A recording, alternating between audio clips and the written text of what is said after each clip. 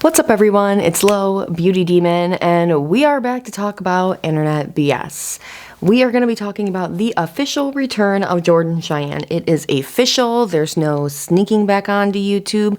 She's posted a video. She's actually posted 2 videos because I'm a little late filming this. And I got my hair done for this special occasion. I'm kidding. I did not get my hair done for this, but I thought it was funny to come onto this with a slightly different look because that's what Jordan did in her video. And if you hear any like weird thumping or anything, my cat is actually laying right on the table next to me and her tail is pretty loud and heavy. So before we get into today's video, if you have not already, please don't forget to like and subscribe and hit the bell icon so you get a notification every time I post. And don't send anybody that we talk about in this video any hate, negativity, nothing like that.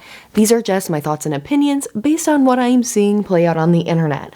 So if you have something to say about what we're talking about, just shoot it down in the comments below because that's what the comments are there for. And we do not need to be sending Jordan Cheyenne any kind of hate or anything like that. Jordan Cheyenne put a Instagram countdown for a new video. She was really just begging for the attention. This video came out and it was called "I Was Canceled Worldwide and My Life Changed Forever." This video has 65k views, and 65k is a little more than what she would get on average in her videos. Just like she would get anywhere from like 55k, around that, 20 to 60k. So the majority of people watching this video are already her subscribers and her regular audience. I would say probably that like extra 10k-ish around there are people like me who are trying to see what's going on, what she's saying. Overall, it seems like this is for her normal audience, and that is who's mostly receiving this. The comments would also support that claim. Overall, the 2.3k comments are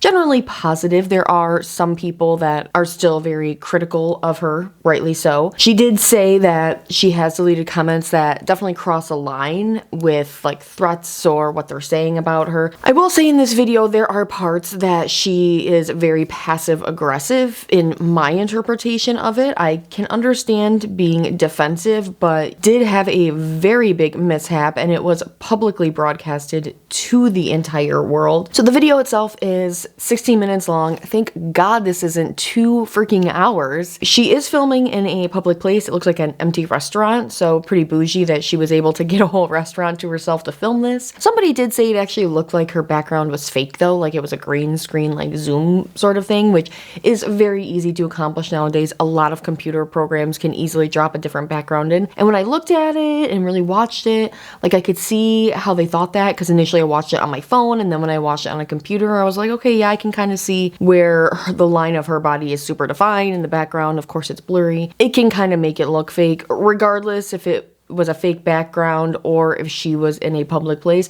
I can understand why she filmed it in a public place because she did say she was getting a lot of hate and backlash to her home. But then, of course, in this Get Ready With Me that she posted a few days later, literally 3 days after this, she was in her apartment. So any thought that I had of her trying to maintain some sort of privacy within her home was completely thrown out the window with that next video. And she also got a total makeover for this video. She kind of went back to what she looked like a few months before, because when this whole thing went down with her son and their puppy being sick, she had pretty short blonde hair, and in this she has much longer, like sandy brown hair. There's like blonde mixed in there. I don't really know what you call that color, but she's also wearing the same top and everything from like her whatever, I don't know what this photo was taken for. She's wearing this outfit. She looks exactly the same. It just makes it look like she's filmed this video like months ago because she looks exactly how she did before this happened. It's also interesting, she's trying to change her physical appearance so people aren't necessarily equating her to that person. That person. I hate when people say, that's not me, I'm not that person. But that was you. That is totally who you are. We saw you. That's you. So she says that at some point too, that's not me, that was you. That was you 5 months ago. She goes into everything. How everything has changed. Her life is completely different. Financially, we all knew that. Mentally, emotionally, I don't know about spiritually. I don't think she really talks about that. She discusses how she never really had friends in real life. So this community that she built was very important, and that was where she finally felt like she got a group of friends. So it makes me wonder how deep these parasocial relationships go, both on Jordan Jordan's side and her audience's side, because we already know, I feel like just kind of in general, based on when people vlog, they do this because they want to get validation. And we already know that this entire career, and at this point,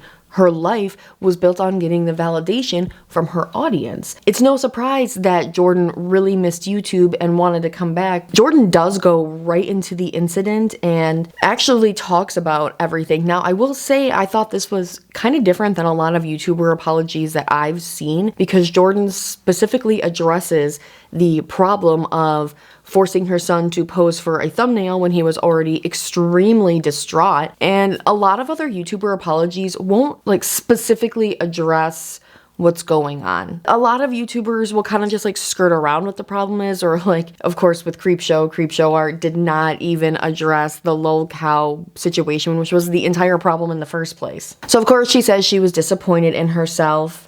But it seems that she finally, like, the lesson that everyone was saying, like, clicked in her head eventually. Because for a long time, she was apologizing to herself and apologizing to her fans and was completely leaving her son out of this. And it was like, it was not connecting to her that she was being completely emotionally neglectful to her son. And I actually did just go back and rewatch that clip too, because, like, you know, your brain just kind of fills in a little bit. And it's very heartbreaking how dismissive and completely unaware she is of her son. She's literally only looking at the camera, not at her crying son. Also, Jordan does share some amazing news. Rosie, the puppy who had parvo, has survived and is doing great. She shares some photos of Rosie on her Instagram, and oh my god, this dog is so freaking cute. But this puppy is not gonna win me over. 3 minutes in, Jordan begins to discuss the harassment and literal death threats that people were sending to her and to her family, and how she was afraid to be alone in her own apartment. And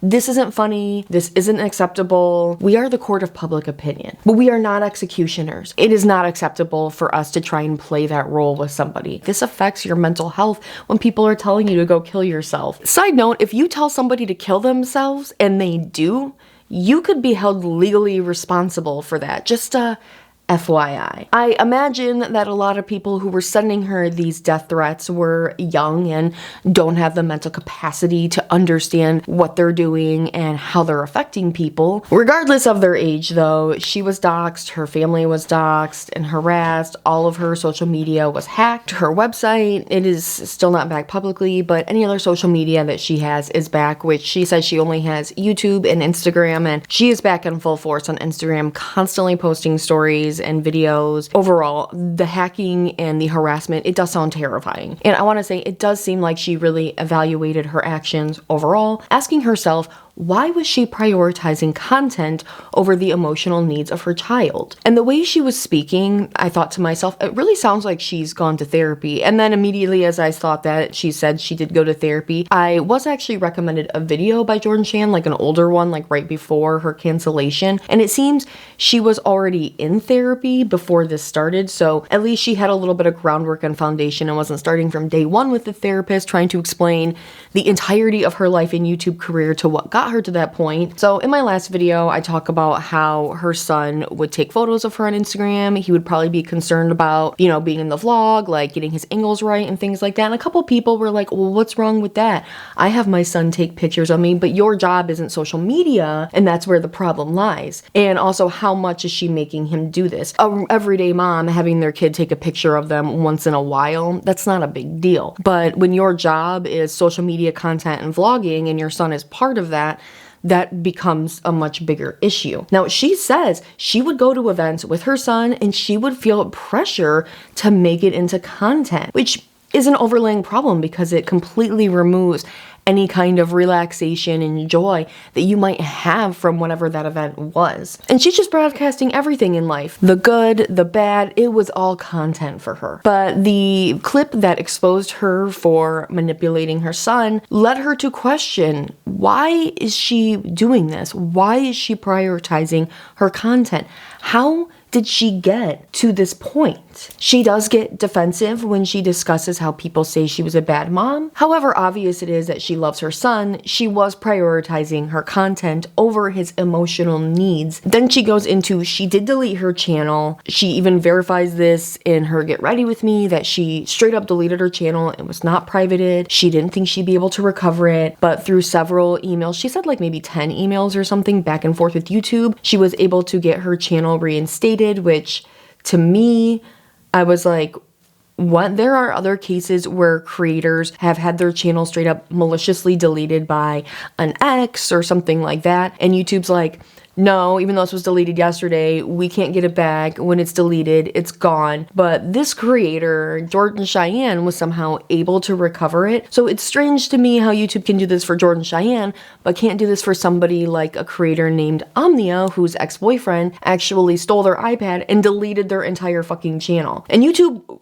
publicly said they can't do anything about it because it wasn't deleted maliciously. Well, Jordan Cheyenne's wasn't deleted maliciously either, but somehow she's gotten her original channel back because it has all her subscribers and everything. So Jordan took this time to reflect, to figure out what she wanted to do. YouTube is all she's ever done, but she doesn't want to do anything besides YouTube. In her Get Ready With Me, she does also say even though she wasn't posting on her social media, she was still doing social media marketing for people. And I'm like, who is she doing that for? Did any of them check out what was going on her social media before they hired her? If I was somebody that was looking for someone to help me up my social media game and then Jordan Cheyenne popped up, I would have been like, Then she goes into telling everyone that though she is very sad about this, she will not be sharing her son in any future content. He may occasionally pop up in a picture on Instagram. This makes her sad, but she does want him to be present in his life, insinuating and actually flat out saying at some points that when they would go out, she didn't want him to be focused on, oh man, mom's taking out the camera, I gotta make sure I have my angles good, gotta make sure lighting's good. Like, her son is thinking about this stuff because this is work for him too. And just like I said in my last video, he probably feels stress and obligation to be performing instead of enjoying his life as a kid. Jordan Cheyenne admits that fully in this video, that she was responsible for kind of taking away part of his childhood. This kid he just celebrated his 9th birthday, she said. So for the first 9 years of his life, he's always just had a camera shoved in his face and his life broadcasted to the internet. That doesn't make a well-adjusted kid. She admits that her being sad about removing him from the vlogs is selfish, but you know, she's not gonna go removing him from all of the videos because those are great memories, but she's not gonna be sharing any more of his life, his medical information on the internet. And I'm like, yeah, what the fuck? Why were you sharing his medical information on the internet? That's one of the few things that there are laws about, at least in America, where you don't have to tell anybody any of that. Like, I don't even have to tell